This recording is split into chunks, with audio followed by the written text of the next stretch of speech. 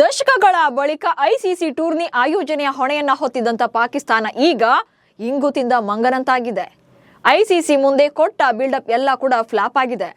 ICC tourney ಹೊಣೆಯನ್ನ ಯಾಕಾದ್ರೂ ಒಪ್ಕೊಂಡ್ವು ಅಂತ ಕೈ ಹಿಸಿಕೊಳ್ಳುವಂತ ಪರಿಸ್ಥಿತಿ ನಿರ್ಮಾಣವಾಗಿದೆ. ಹಾಗಂತ ಇದನ್ನ ಬೇರೆ ಯಾರು ಮೂರನೇವರು ಹೇಳ್ತಾ ಇಲ್ಲ.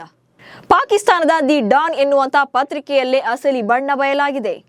ಏನಾಯ್ತು ಅನ್ನೋದನ್ನೇ ಹೇಳ್ತೇನೆ. ನಾನು ಶಾಂತ. ನೀವು ಸುದ್ದಿಯಾನದ ಸಬ್ಸ್ಕ್ರೈಬರ್ ಆಗೋದಿಕ್ಕೆ ಮರಿಬೇಡಿ.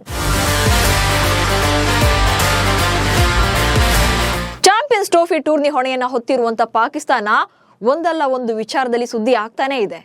ಅದರಲ್ಲೂ ಅಲ್ಲಿನ ಕ್ರೀಡಾಂಗಣಗಳ ದುಸ್ಥಿತಿ ಇಡೀ ಜಗತ್ತಿಗೆ ಗೊತ್ತಿದೆ. ಕಳೆದ 8 ತಿಂಗಳಿಂದ ರಿಪೇರಿ ಕೆಲಸ ನಡೀತಾ ಇದ್ರೂ ಕೂಡ ಏನೊಂದು ಕೂಡ ಕಂಪ್ಲೀಟ್ ಆಗಿಲ್ಲ.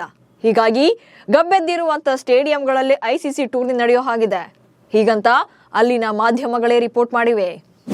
ಡೆಡ್ ಲೈನ್ ಒಳಗೆ ಪೂರ್ತಿ ಕಾಮಗಾರಿ ಮುಗಿಯಲ್ಲ ಎಂದ ಅಧಿಕಾರಿಗಳು. ಪಾಕಿಸ್ತಾನದಲ್ಲಿರುವಂತಹ ಕ್ರಿಕೆಟ್ ಸ್ಟೇಡಿಯಂಗಳ ದುಸ್ಥಿತಿ ಜಾಗತಿಕ ಕ್ರಿಕೆಟ್ ವಲಯದಲ್ಲಿ ಭಾರಿ ಚರ್ಚೆ ಆಗ್ತಾ ಇದೆ.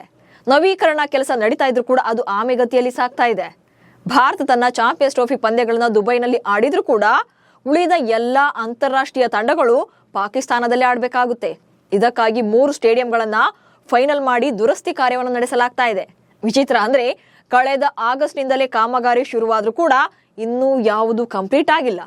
ಫೆಬ್ರವರಿ 5ರ ಡೆಡ್ಲೈನ್ ನೀಡಿದ್ರು ಕೂಡ ಅಷ್ಟರಲ್ಲಿ ಯಾವುದು ಕೂಡ ಮುಗಿಯಲ್ಲ ಅಂತ ಕ್ರೀಡಾಂಗಣಗಳ ಅಧಿಕಾರಿಗಳೇ ಮಾಹಿತಿಯನ್ನ ಕೊಟ್ಟಿದ್ದಾರೆ.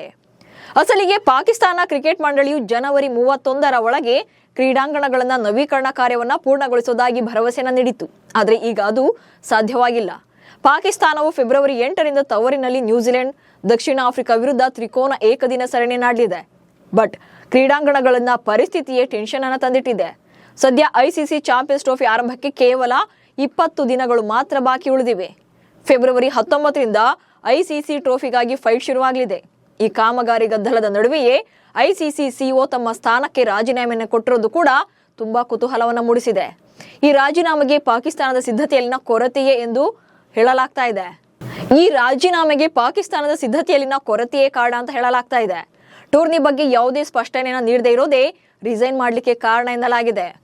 ಇನ್ನು 2017ರ ಬಳಿಕ ಮೊದಲ ಬಾರಿಗೆ ಚಾಂಪಿಯನ್ಸ್ ಟ್ರೋಫಿ ನಡೀತಾ ಇದ್ದು ಪಾಕಿಸ್ತಾನ ಆತಿಥ್ಯದ ಹೊಣೆಯನ್ನ ಹೊತ್ತಿದೆ.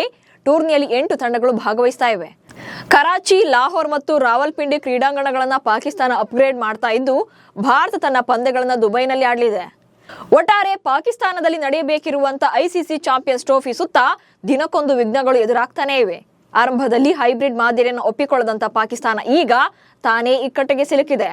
ಪಾಕಿಸ್ತಾನದ ಮಾಧ್ಯಮಗಳೇ ಅಲ್ಲಿನ ಕ್ರೀಡಾಂಗಣಗಳ ಬಣ್ಣವನ್ನ ಬಯಲು ಮಾಡಿವೆ.